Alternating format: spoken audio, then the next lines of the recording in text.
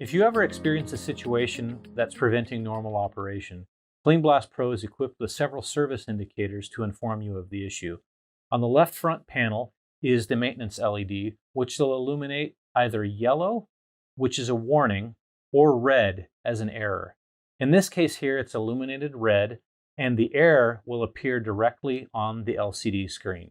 This is informing us right now that the pressure sensor readings are out of normal range.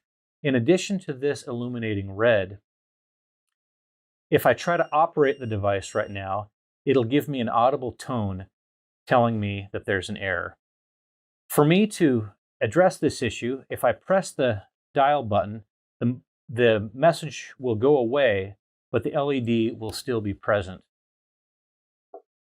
I could always navigate to my current warnings from the main menu, and it'll give me that warning message, error message once again.